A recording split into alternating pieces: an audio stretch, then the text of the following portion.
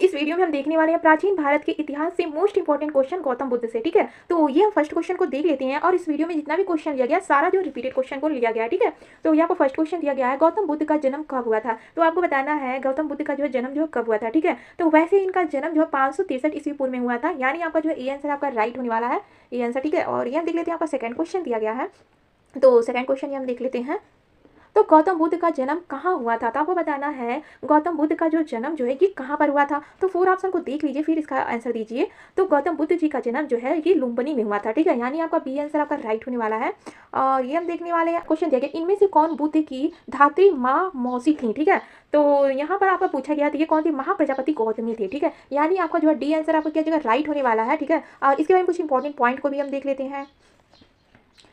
तो महामाया बुद्ध के जन्म देने वाली माता थी। तो ये जो महामाया थी ये बुद्ध को जन्म देने वाली माता थी। ठीक है, और महाप्रजापति गौतमी मौसी होने के कारण महाप्रजापति ने उन्हें गोद लिया और उनकी बहन महामाया की मृत्यु के बाद उनका पालन पोषण किया। तो उनकी जो मौसी थी उन्होंने ही उनको जो गोद लिया और उनका पालन पोषण किया बुद्ध जी का। ठीक है, तो ये आपको पता रहना चाहिए क्योंकि इसमें से क्वेश्चन जो एग्जाम में पूछता है। ठीक है, और ये हम देखने वाले आपका 4 क्वेश्चन दिया गया है। तो ये आपको 4 क्वेश्चन दिया गया, गौतम बुद्ध की माँ किस वंश से संबंधित थी। तो आपको बताना है ये जो गौतम बुद्ध की माँ थी ये किस वंश से संबंधित थी। ठीक है, तो ये थी कोलीय वंश से संबंधित थी। डी आंसर आपका राइट होने वाला है, गौतम बुद्ध की माता जी का संबंध जो कोलीय वंश से था।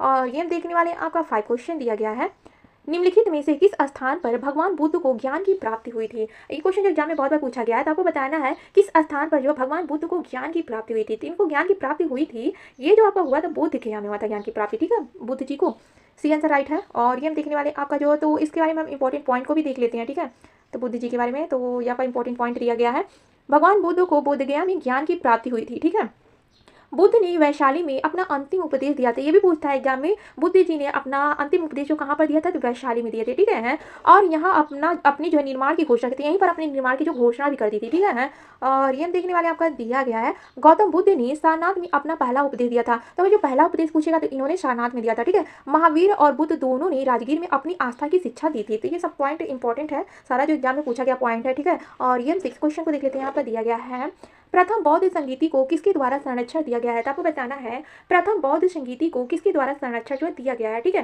तो ये दिया गया था आपका जो है अजातशत्रु के द्वारा जो संरक्षण जो दिया गया था। ठीक है, यानी आपका बी आंसर आपका राइट होने वाला है। और ये हम देखने वाले हैं आपका इसका इंपॉर्टेंट पॉइंट भी हम देख लेते हैं।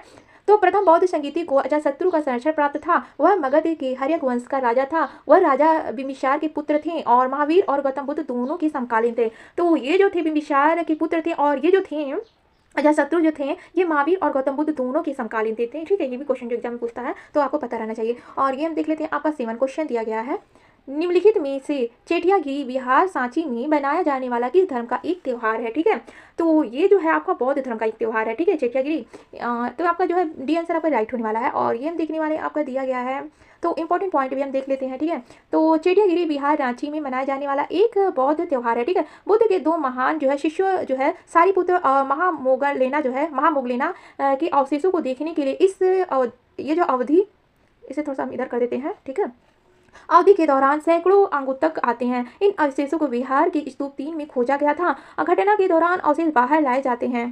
ठीक है, और ये हम देख लेते हैं आपका दिया गया है, तो देश भर से तीर्थयात्री इनके सम्मान के लिए आते हैं। ठीक है, तो ये सारा पॉइंट आपको ध्यान रखना चाहिए। और ये हम देख लेते हैं आपका 8 क्वेश्चन दिया गया है। ठीक है, तो निम्न में से कौन सा बुद्ध का दूसरा नाम है। ठीक है, तो आपको बताना है कौन सा जो बुद्ध का जो दूसरा नाम है। ठीक है, तो इनका जो दूसरा नाम जो सिद्धार्थ हो जाएगा, यानी आपका डी आंसर आपका क्या है राइट होने वाला है। और ये हम देखने वाले आपका दिया गया है 9 क्वेश्चन। ठीक है, तो बुद्ध के जीवन की किस घटना को महाभिनिष्क्रमण के रूप में जाना जाता है। ठीक है, तो आपको बताना है बुद्ध के जीवन की किस घटना को महाभिनिष्क्रमण के रूप में जाना जाता है। ठीक है, तो उनके जो है गृह त्याग को कहा जाता है। ठीक है ना, तो महाभिनिष्क्रमण जो किसको कहा जाता है, उनके गृह त्याग को कहा जाता है, यानी सी आंसर आपका क्या है राइट होने वाला है। और ये हम देखने वाले हैं आपका दिया गया है 10 क्वेश्चन दिया गया है। ठीक है, तो गौतम बुद्ध किस वंश से संबंधित थे। तो आपको बताना है कि जो गौतम बुद्ध थे ये किस वंश से संबंधित थे।